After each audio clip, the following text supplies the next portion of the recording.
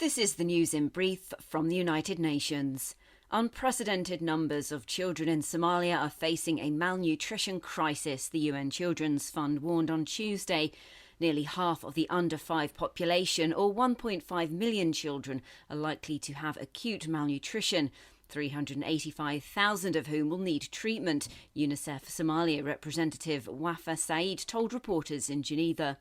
The alert comes after UN Relief Chief Martin Griffiths said on Monday that famine is at the door in areas of the Bay region of Somalia, which is predicted to suffer a fifth consecutive failed rainy season. Ms Said also shone a light on a water crisis that is triggering an emergency for 4.5 million people. We are treating children, but a child, no matter how much food a malnourished child eats, if he or she doesn't get clean water, then they will not be able to recover. After torrential monsoon rains and floods, the first 3 of 9 scheduled humanitarian flights have arrived in Pakistan, while the other 5 are on their way, according to the UN Refugee Agency. Widespread destruction and damage have affected more than 33 million people and caused over 1,200 fatalities, UNHCR spokesperson Shabia Mantu told reporters. A huge airlift operation from Dubai is focusing on an initial 50,000 households in the worst affected areas of southern Sindh province and includes 40,000 sleeping mats, nearly 15,000 kitchen sets and some 5,000 multi-purpose tarpaulins.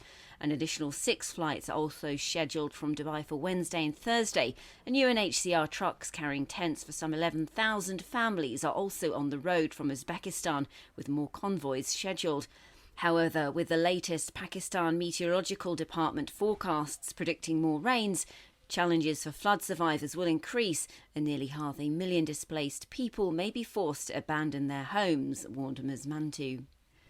Ahead of the International Day of Clean Air for Blue Skies on Wednesday, UN Secretary-General Antonio Guterres called on all countries to work together to combat air pollution. The annual commemoration stresses the urgent need to improve air quality, and this year's theme of the air we share focuses on the trans-boundary nature of air pollution and the need for collective accountability and action. Outlining steps needed to tackle air pollution, Mr Guterres said, "We know what to do: invest in renewable energy and swiftly transition away from fossil fuels, rapidly move to zero-emissions vehicles and alternative modes of transport, increase access to clean cooking, heating and cooling, recycle waste instead of burning it. These actions would save millions of lives each year, slow climate change and speed up sustainable development." In an appeal for nations to work together, he called for the monitoring of air pollution and laws to deliver credible plans to reduce emissions from vehicles, power plants, construction and industry. Katie Dartford, UN News, Geneva. This is the news in brief from the United Nations.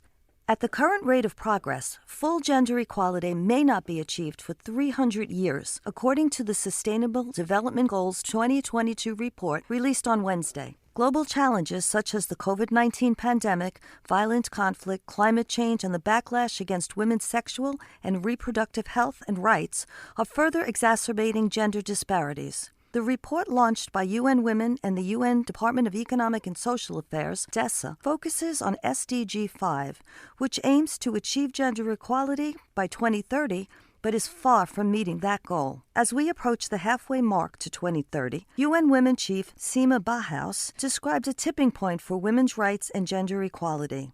She cited undeniable regressions, including in income, safety, education, and health, saying that it is crucial to invest in women and girls to reclaim and accelerate progress. Meanwhile, DESA official Maria Francesca Spatolisano observed that cascading global crises are putting the SDGs in jeopardy. She upheld the importance of gender equality as a foundation for achieving all SDGs and maintained that it be at the heart of building back better. A rise in frequency, intensity, and duration of heat waves will not only increase wildfires this century, but also worsen air quality, according to a new report from the World Meteorological Organization, WMO, launched on Wednesday, the International Day of Clean Air for Blue Skies. The annual WMO Air Quality and Climate Bulletin warns that the interaction between pollution and climate change would impose a climate penalty for hundreds of millions of people, harming both human health and ecosystems. WMO Secretary General Petteri Talas explained that as the globe warms, wildfires and associated air pollutants are expected to increase even under a low-emission scenario. He said that in addition to human health impacts, this will also affect ecosystems as air pollutants settle from the atmosphere to the Earth's surface. The bulletin explains that the combustion of fossil fuels emit nitrogen oxide, which can react with sunlight to form ozone and nitrate aerosols, air pollutants that can negatively affect ecosystems including clean water, biodiversity, and carbon storage. The Intergovernmental Panel on Climate Change suggests a low-carbon emission scenario, which would cause a small, short-term warming prior to temperature decreases. Meanwhile, 40 UN-appointed independent human rights experts expressed profound concern over systematic human rights violations on individuals and minorities in China's Xinjiang Uyghur Autonomous Region. Their statement follows the recent publication of a long-awaited report by the UN Human Rights Office, OHCHR, which found that serious human rights violations had been committed against the Uyghur and other predominantly Muslim communities there. The experts drew attention to the report's findings of credible allegations of patterns of torture or ill treatment, including forced medical procedures and adverse detention conditions, as well as sexual and gender-based violence, including invasive gynecological exams and indications of coercive enforcement of family planning and birth control, saying they may constitute international crimes, particularly crimes against humanity. The experts endorsed the recommendations made by the UN Human Rights Office and urged the Human Rights Council to hold a special session to address more broadly human rights issues in China. Liz Scafidi, UN News. This is the news in brief from the United Nations. The latest flagship UN report on human development, released on Thursday, warns that multiple crises are halting progress on human development, which is going backwards in most countries. The 2021-22 Human Development Report, entitled Uncertain Times, Unsettled Lives, paints a picture of global society lurching from crisis to crisis, risking an increase in deprivation and injustice. Heading the list of events causing major global disruption are the COVID-19 pandemic and the Russian invasion of Ukraine. These have come on top of sweeping social and economic shifts, dangerous planetary changes, and massive increases in polarization. The world is scrambling to respond to back-to-back crises, said Akam Steiner, head of the UN Development Program, warning that while tempting to focus on quick fixes like subsidizing fossil fuels, immediate relief tactics are delaying the long-term systemic changes that must be made. Moving to Africa, where women and girls make up most migrants in the Horn and east of the continent, 50.4%, a phenomenon and migration trend unique to the region. This is according to a new report by the International Organization for Migration's Regional Data Hub. The report, entitled A Region on the Move 2021, reveals that around 60% of the migrant population are refugees and asylum seekers. Most are women, as they are most likely to be forcibly displaced, while men are more likely to migrate irregularly in search of employment opportunities. Overall, 1 in 4 migrants on the African continent resides in the Horn of Africa and the region's east. In 2021, conflict and insecurity forcibly displaced 13.2 million people there, including 9.6 million internally displaced people, IDPs, and 3.6 million refugees and asylum seekers. A drought, mainly in Somalia, Ethiopia, and Kenya, has also been a key factor driving regional migration and displacement. IOM raised the alarm over trafficking in people, identifying 3,000 regional cases over the last decade. Most were identified as being from Kenya, Uganda, and Ethiopia, 78% of whom were women and girls. Staying on the African continent, the COVID-19 pandemic is delaying meningitis vaccination campaigns for more than 50 million children. The region is at a heightened risk of outbreaks of meningitis type A, which had nearly been eliminated there.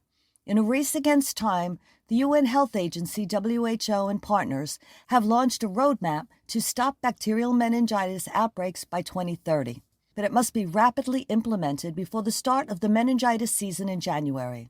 Meningitis type A had accounted for 90% of cases and deaths before 2010. However, After the effective Menafrivac vaccine was developed and deployed, no new cases had been reported since 2017. It had become one of Africa's biggest success stories in health, according to WHO Regional Director for Africa, Matshidiso Moeti. However, she warned, the COVID-19 fallout is hampering the drive to eliminate the bacterial infection as a public health threat once and for all. She urged countries to implement the roadmap or risk catastrophic resurgences. Liz Scafidi, UN News. This is the news in brief from the United Nations. UN Secretary-General Antonio Guterres has appealed to the world for massive support for Pakistan's flood response after arriving in the country on Friday. Both the government and the UN chief blamed climate change for record monsoon rains and the glacier melt in the country's northern mountains that have triggered floods, killing more than 1,391 people. Houses, roads, railway tracks, bridges, livestock and crops have been swept away, and more than 500,000 people have been left homeless and living in tents. The lives of nearly 33 million people have also been disrupted, according to the government. The trip comes less than 2 weeks after Mr. Guterres appealed for $160 million in emergency funding to help those affected by the floods that have caused at least $10 billion in damages. During his 2-day visit, the UN chief will meet Prime Minister Shehbaz Sharif, Foreign Minister Bilawal Bhutto Zardari, and tour affected areas. Meanwhile, the World Food Programme is scaling up its emergency response to reach 1.9 million people affected by Pakistan's monsoon floods. While 400,000 people have already been reached with food assistance, WFP Pakistan spokesperson Rathi Palakrishnan warned that longer-term support is needed to restore livestock and help build resilience against future shocks. Once the initial relief response is concluded, WFP will immediately implement recovery programs to improve community infrastructure, boost resilience and offer cash-based transfers through early 2023. The originally planned $34 million request, launched in a UN flash appeal in August, must now be scaled up to $152 million to meet the expanded needs, WFP said in a statement. Europe has experienced its hottest summer and hottest August on record, the UN Weather Agency said on Friday. Temperatures in August were 0.8 degrees Celsius above the record set for the same month in 2018, Claire Nullis, World Meteorological Organization spokesperson, said in Geneva. The entire summer was also 0.4 degrees warmer than the 2021 record, she added. In addition to Europe, central and eastern China also experienced heat waves throughout all 3 summer months. Globally, it was the joint third warmest on record, according to data from the European Commission's Copernicus Climate Change Service. Moreover, last August was generally drier than average in much of Western and parts of Eastern Europe, and wildfires across Europe over the summer caused the highest emissions since 2007, and the heat, drought and low snowpack after winter has shifted the realities for alpine glaciers, warned Ms. Nullis. Citing the Pakistan Meteorological Department, she added that Pakistan also saw particularly severe conditions with record-breaking rainfall in August. Katie Dartford, UN News.